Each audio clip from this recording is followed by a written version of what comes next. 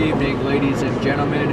You're listening to the voice of Rick Tex, who also happens to be the parasite of the show you're listening to now, aptly titled Tex Messages, the lowest rated YouTube show currently in production right now. Not necessarily we're something to be proud of, but it is worth noting every once in a while, ladies and gentlemen. And another thing to be worth noting too, we're broadcasting out of Elk River, Minnesota, which actually tonight we're broadcasting out of Minneapolis, Minnesota, where we're on the road right now. We're taking the InfoWars, Deicide, and the Fed Honda Insight. We're taking a little bit of tour of the cities, ladies and gentlemen. Just we figured we'd take the show on the road, change the scenery around a little bit, and see how things go. I mean, we could set ourselves up for disaster here. There is an element of risk in operating multi-thousand-pound pieces of machinery and trying to multitask and run the lowest-rated YouTube talk show at the same time. But I mean, the fact is, if you want to get anywhere in life, you definitely have to take risks. So that's pretty much what we're deciding to do right now, and hopefully it'll pay off. But we'll certainly be able to tell in the long run, ladies and gentlemen. Well, maybe even in the short run too. But hopefully we'll be able to run a 20-minute show and we'll see how things operate. Now, one of the things with driving a motor vehicle is you actually expending an enormous amount of resources, because your brain, pound for pound, uses more than twice the amount of resources that all the other parts of your body uses. You know, you got your arms, your legs, your organs, and all that other stuff. Yeah, they use resources, but relative to your brain, it's very minuscule. And when you're operating a motor vehicle, not only do you have to interpret every sight and sound and feel and all that stuff, you definitely have to be able to control and react to it as well. So you need to have a pretty expedited feedback loop between your hands, your brain, and your eyes, and your ears, and your nose, and your mouth, and all that kind of stuff, ladies and gentlemen. So I mean, obviously there's going to be a little slight deviation to the show, but for the most part, we'll try to keep things professional and try to stay on topic here. And the topic we were going to discuss tonight was earwax and how to properly remove it from your ears. Now, you may have heard the strategy of Q-tips or vacuums or what are they called? They got these little these things where you shoot water into it, like hot water. And what I found, that the experts recommend not to use Q-tips, because what happens when you use Q-tips, you shove the earwax further into your ear, so it pushes up against your eardrum, and then it's not able to remove itself, because earwax naturally accumulates in your ears as a protector for dirt, dust, grime, and all that other stuff that could potentially get into your ear. That's why it's important that you not take too many unnecessary risks when you're cleaning your ears. Now, the only times I've ever had earwax dilemmas was when I was regularly swimming into a bleach-infested pool, a municipal pool, a school pool, a gymnasium pool, whatever the case may be, but mostly for lap swimming. So what would happen then is when you would utilize the pool, you'd be putting cold water in your ears, and then that would shift the earwax, because the ear canal is designed so that when you're standing up, it's slanted slightly downwards. And then what happens then is that the earwax can eventually ball up and fall out of your ear. And that happens a lot too when you're sleeping on your side. Then it can definitely fall out, because obviously your ear canal would be at a perpendicular angle to the ground, which means the earwax would fall out pretty quickly. So with that being said, ladies and gentlemen, one of the best ways that I've found for cleaning earwax is to when you're in the bathtub and you got hot water, earwax dissolves with hot water. So you take one of those little balls, where you can squeeze water with it, and then with that, you're able to shove that in your ear, and rather than just squeezing water, you want to shake it around a lot too. That'll create some vibrations in your ears, it'll sort of loosen things up, and then you'll be able to get the earwax out of there without any problems. So it doesn't always work the first time. I mean, it's a very tricky it is a little tricky, and there is a little bit of artwork involved with it. So it's not something you can just easily pick up on right away and be a master at it. You know, you might be a master of disaster at it the first time, but it takes practice. And it's definitely something that's worked for me, because I've tried a couple other things too. In actuality, the first time I had ear troubles, I just went to the doctor. This is one of the rare times where I actually went to the doctor and was satisfied with the results. But what they did is they just got one of those big guns where you shoot water in your ear. We just shot it in, rolled out. A lot of the wax was kind of a blackish color. But, you know, it got it out of there, got the job done. You know, I was happy, I was laughing and smiling, high-fiving people, patting them on the back, and I mean, it was just an overall good experience. So, but when you do it by yourself, it's a lot more challenging to use the big gun and to shoot it out and hope everything works all fine and dandy. So that's why I found that it's very helpful to utilize the bathtub strategy. And there have been occasions where, you know, earwax will get accumulated and it'll take a few days or months, or not months, but definitely a few days up to a week.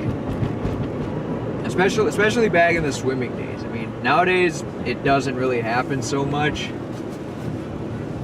but a lot of that is because, you know, if you don't shove anything in your ears, you're generally not going to have any problems.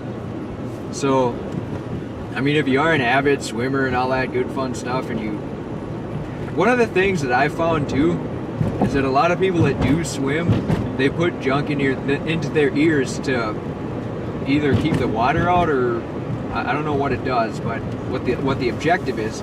But what I found is I never really had any ear problems until I started to put this crap in my ears.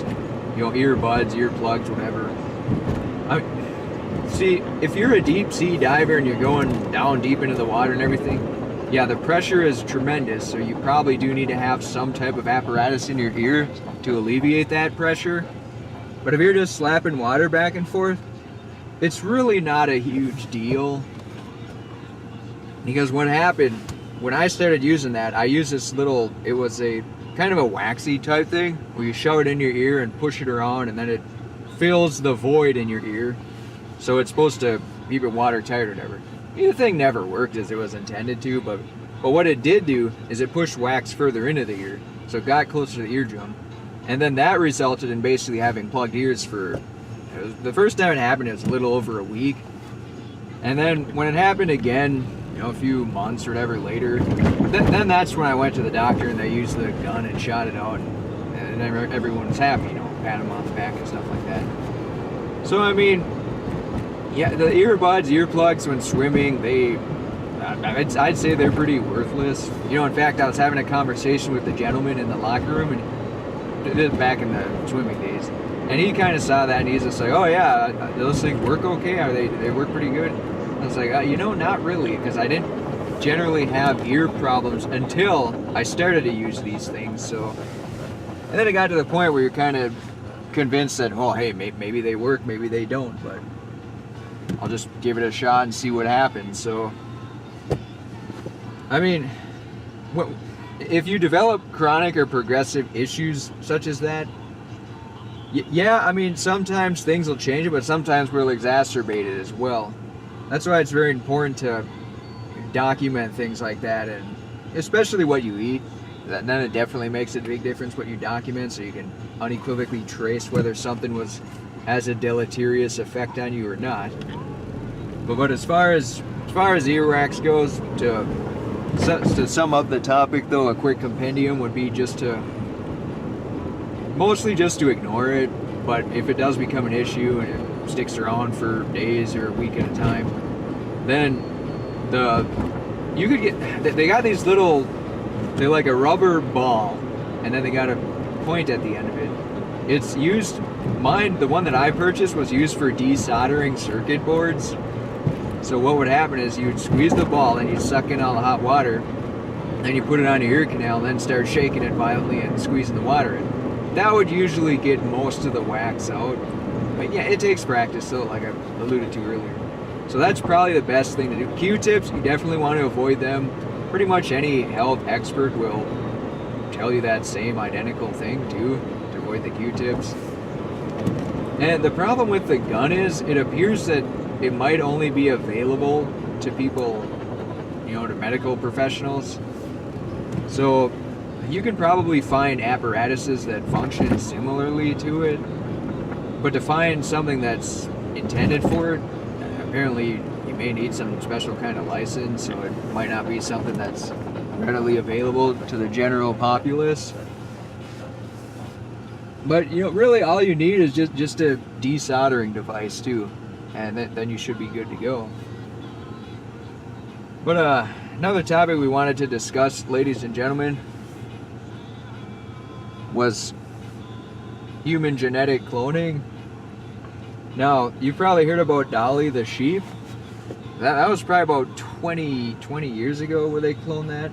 So what's happening nowadays is that there's a lot of these websites online that claim to identify your DNA, Ancestry.com, 23andMe, all this other weird stuff. What that does is when you turn your DNA in, then they'll store it into a database. So then what they're going to do is they're going to identify diseases based on that and then patent them. So when you have a certain particular disease based on your DNA and you want to get it eradicated and rectified, they're going to be able to sell you the cure for several thousands or millions of dollars. But what's also going to happen is they'll put the DNA into a bank, and then people will probably start these services where they'll offer to clone your DNA and things like that. So it's probably the first step to eliminating the no, I shouldn't say that. It's a step to further eliminating the family. The mother, father, kids, children, cats, chickens, and all that stuff. So, because the whole objective of a human is to procreate their DNA. So if you can just clone it, you're not really procreating, you're just copying it and then perpetuating it. See, a lot of elitists, what they would do is they would basically inbreed. And they weren't, they were copying their DNA with other similar DNA, so you had a lot of problems. Like, Queen Elizabeth, half her family, her brothers and sisters, whatever, they're all in mental institutions because they did a lot of inbreeding. Albert Einstein, for example, he married his cousin, and I don't know if he had a child with them or not, but he didn't seem to have any famous offspring, and there's a pretty obvious reason for that. Now, yeah, occasionally inbreeding can lead to some strange mutations that will make people really intelligent and smart and everything too, but it also comes with many side effects. That's why it's all a part of responsible parenting. So, yeah, when you come across people in life, they look like you and all that stuff, you're comfortable being around them and things like that. But it's also important to be skeptical, because you do increase your probability of inbreeding then as well. And a lot of very highly successful, talented people, they have a very diverse mixture of DNA inside of them, which gives them multifarious talents, relative to other people in the population. And then, a lot of, like myself, for example, I basically don't have any talents, so it doesn't really matter what or whom I procreate with. It'll be very dependent on that other individual as passing on any good talents. But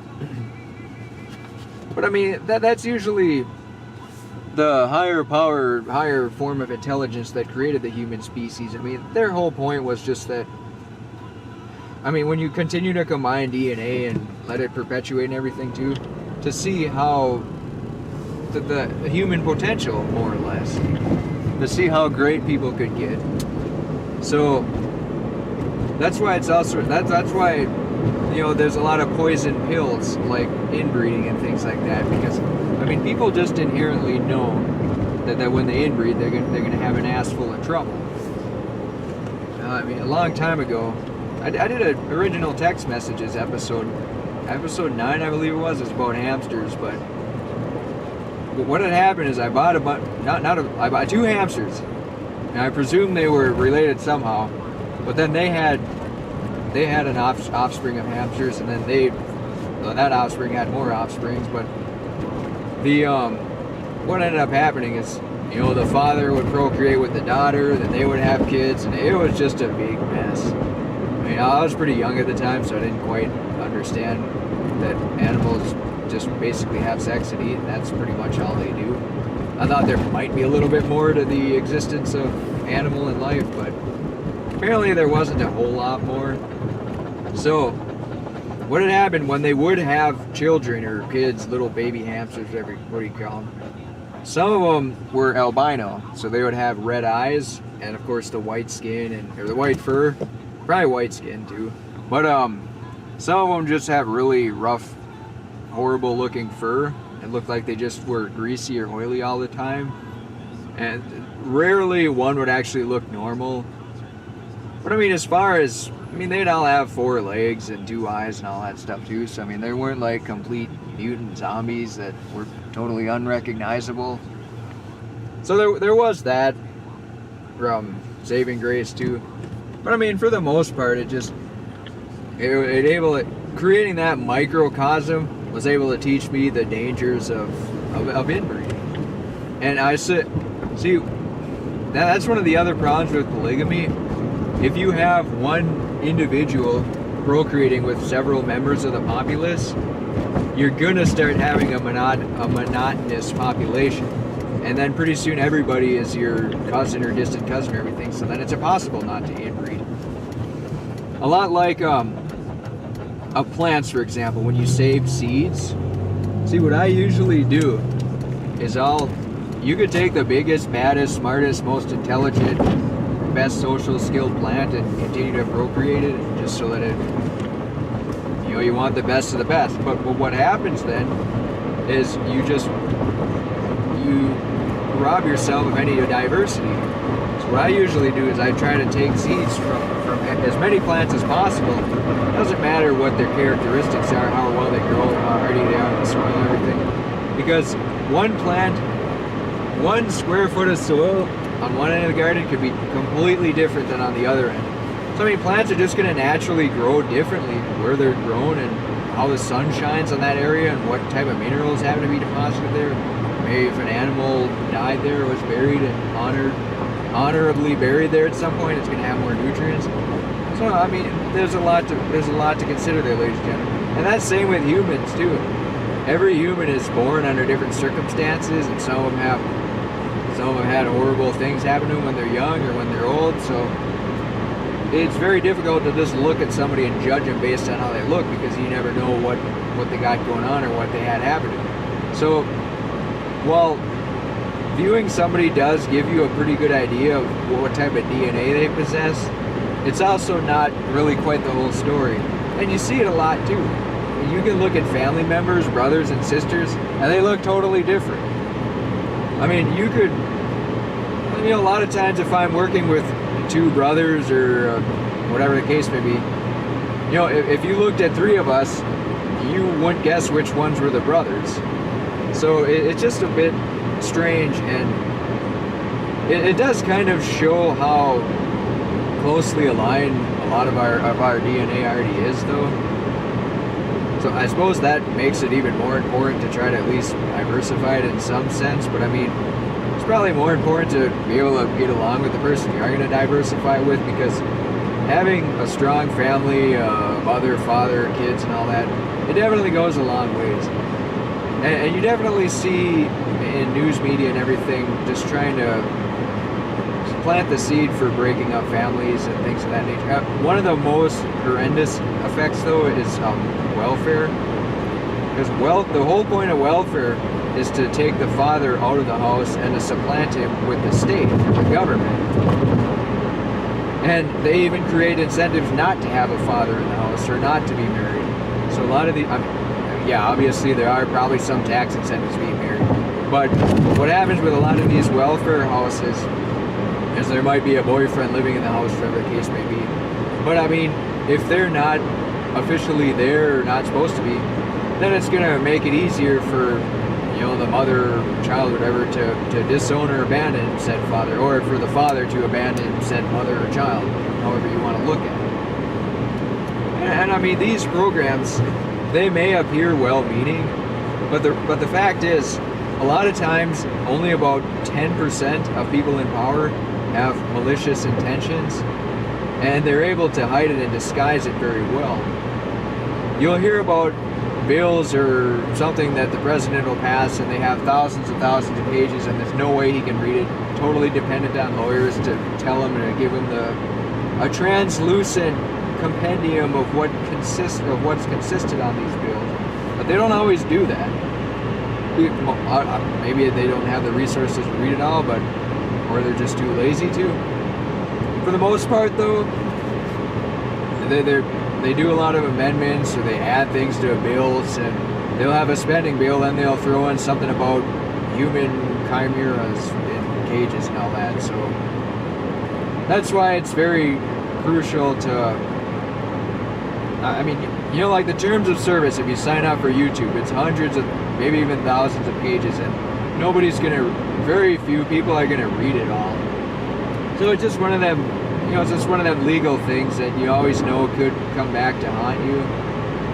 It's probably a good way of keeping the population in line, because, for example, an old FBI director said that the average person commits up to 6 felonies a day. So, you give them the person, they give you the crime. And that's why it's always important to respect law enforcement officers and just anybody you come into contact with, because they do wield a lot of power.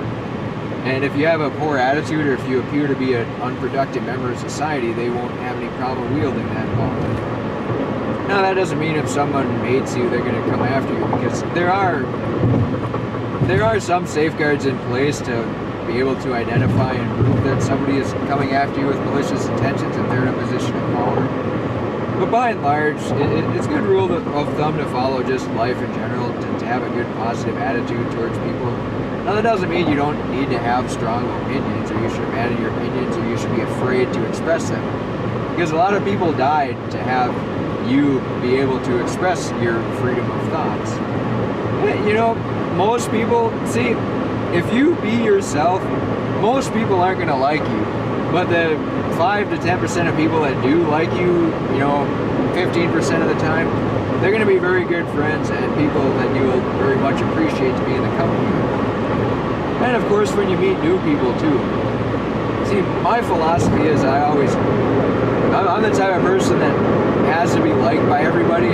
So if I meet anyone, I'll generally default to liking them. But as soon as they asshole me, then I just asshole them back 2 to 3 times more. And sometimes they can get out of control, but that's just how it is. In some ways, it may be a form of flattery, but in other ways too, there's a lot of good people out there that you really shouldn't have to deal with assholes or allocate time to deal with assholes. So in one way, assholing people that asshole you, it's kind of, if they realize they're being assholes, it may show them that it might not be the most prudent strategy of social interaction. But in the other way too, that they might enjoy it. Because a lot of times people treat others as they want to be treated. So if they're treating you like an asshole, maybe they want to be treated like an asshole. So there's always that to consider, ladies and gentlemen. And sometimes you're just going to be automatically perceived as an asshole. It's just how it is. Everybody has different perceptions and different views. And a lot of times when that happens, somebody's just having a bad day. So it is important to try to at least read situations and understand people's body language and things of that nature too. Most humans, though, they inherently know and understand body language on an unconscious level. Just basic things like eye contact and the direction of your feet and the angle of your body. Those things, people pick up and they know that stuff. It's when you talk about gut feeling, that's mostly coming from your unconscious mind. Now, it's not always right, but for the most part, it's probably pretty accurate. So, and you can read books about it too. Former FBI people or whatever, they'll write books about interviewing criminals and identifying people based on pupil dilation and all that, whether they're guilty of crimes and whatnot. And some of that stuff might be kind of valuable, but if you get too carried away with it and you're just trying to identify what people's body language is while you're talking to them, and you get way distracted and caught up into that, people are probably going to be a little bit suspect of communicating with you. I mean, it is important. Respecting people is definitely the biggest thing. You never know where people come from, where they've been, where they're going. And one of the problems that I've had is I've had lots of jobs in my life, probably about, I don't remember what the final tally was, but it was close to 20. So you're basically consistently the new guy. And you can tell pretty quickly who genuinely good people are and who genuine assholes are, who do not appreciate what they've been given in life and what position they are in life. Most of the times, anybody who's worked hard to get to where they are, they're genuinely good people, they're nice, then they're respectful.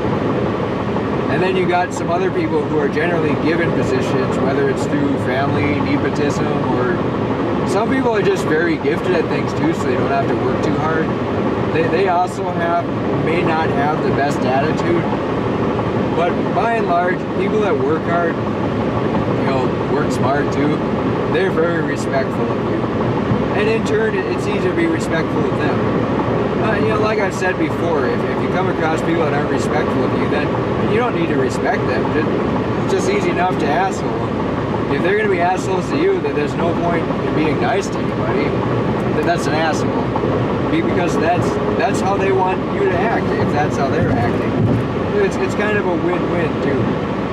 And a lot of people aren't very good at being an asshole.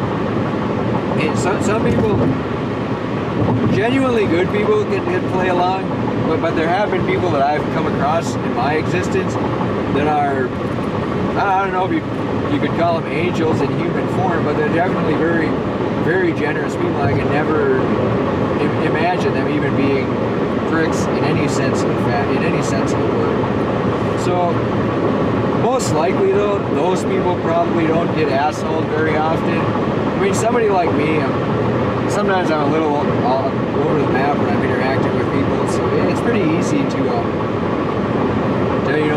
pick on weaknesses or things like that too.